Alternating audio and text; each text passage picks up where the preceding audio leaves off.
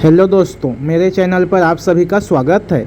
आज मैं आपको एक बल्ब होल्डर का कनेक्शन 4 स्विच के साथ करके दिखाऊंगा। यहाँ पर मैंने 4 वन वे स्विच लिया है। तो चलिए एक बल्ब के साथ हम 4 स्विच का कनेक्शन कैसे कर सकते हैं वो मैं आपको करके दिखाता हूँ। देखिए दोस्तों, सबसे पहले हमें चारों स्विच को सीधा कर लेना है।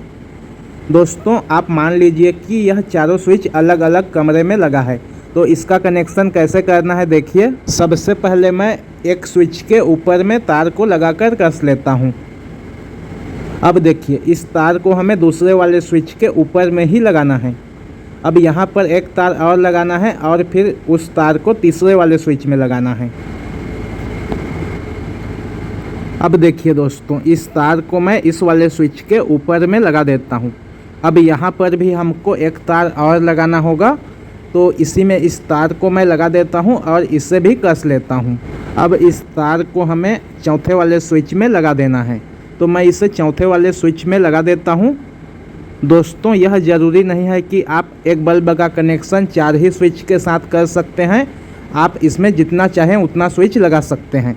अब चलिए चारों स्विच के नीचे में भी तार को इसी तरह से लगा देते हैं।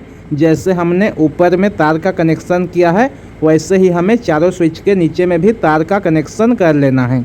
यह फेज का कनेक्शन है दोस्तों, इसलिए यहाँ पर मैंने पहचान के लिए लाल तार यूज में लिया है ताकि आपको इसका कनेक्शन अच्छे से समझ में आ जाए। यहाँ पर मैं आपको दिखाने के लिए एक बल्ब का कनेक्शन 4 स्विच के साथ करके दिखा रहा हूँ। आप अगर चाहें तो पानी के मोटर का भी कनेक्शन इन चारों स्विच के साथ कर सकते हैं।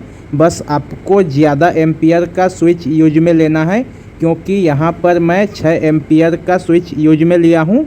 तो मोटर को चलाने के लिए 6 एम्पियर का स्विच काम में नहीं आएगा। उसके लिए आपको 16 एम्पियर या फिर 32 एम्पियर का स्विच यूज में लेना है। देखिए दोस्तों, इसका कनेक्शन बेहद ही आसान है। इस तरह से आपको भी चारों स्विच का कनेक्शन कर लेना है। अब देखिए आगे क्या करना है हमको। तो अब मैं बल्ब होल्डर में तार का कनेक्शन कर लेता हूँ। देखिए, बल्ब होल्डर के किसी भी एक पिन में हमें फेज के तार को लगा देना है और फिर कस लेना है। आपको जितना भी लंबा तार चाहिए दोस्तों, आप उतना लंबा तार लगाइए। अब देखिए, सप्लाई का 2 तार है।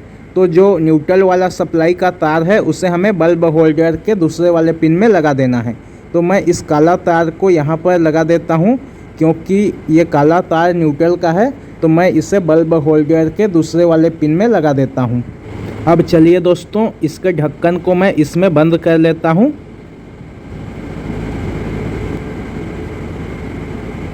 अब देखिए दोस्तों, जो लाल तार है उसे हमें किसी भी स्विच के ऊपर वाले पिन में लगा देना है। आप चारों स्विच में से किसी भी एक स्विच के ऊपर वाले पिन में इस तार का कनेक्शन कर सकते हैं। ज़रूरी नहीं है कि आप इसे इस वाले ही स्विच में लगाएं। आप किसी भी स्विच में लगा सकते हैं, लेकिन आपको इसे ऊपर वाले पिन में ही लगाना है, नीचे में नहीं लगाना है।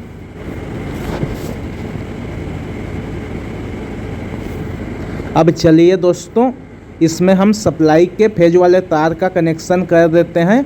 तो बाहर से जो फेज सप्लाई आएगा वो इस लाल तार में आएगा। तो इसे हमें चारों स्विच में से किसी भी एक स्विच के नीचे वाले पिन में लगा लेना है। दोस्तों, अगर आप मेरे चैनल पर पहली बार आए हैं तो प्लीज़ चैनल को सब्सक्राइब कीजिए। और अगर आपको यह वीडियो पसंद आता है तो वीडियो को लाइक तथा अपने दोस्तों में शेयर कीजिए। देखिए दोस्तों, मैंने इसका कनेक्शन कर दिया। यहाँ पर फेज का सप्लाई दे दिया। स्विच के नीचे में हमको सप्लाई देना है। आप किसी भी स्विच में दे सकते हैं सप्लाई। अब चलिए इसमें बल्ब लगाकर इसकी टेस्टिंग करके आपको दिखा देता हूँ। तो देखिए दोस्तों, यहाँ पर मैंने बल्ब को लगा दिया। अब चलिए मैं आपको इसमें सप्लाई देकर इसको ऑन ऑफ करके दिखाता हूँ। तो देखिए, मैंने सप्लाई दे दिया। ये यहाँ से ऑन ऑफ होगा इस वाले स्विच से, और आप अगर चाहें तो इसे यहाँ से भी ऑन ऑफ कर सकते हैं।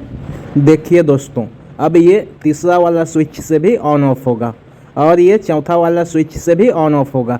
आप जितने भी स्विच लगाए रहेंगे सभी स्विच से यह बल्ब ऑन ऑफ होगा। लेकिन दोस्तों, यह 2 वे स्विच की तरह काम नहीं करेगा। आप जिस वाले स्विच से इसे ऑन करेंगे आपको उसी स्विच से ऑफ भी करना होगा।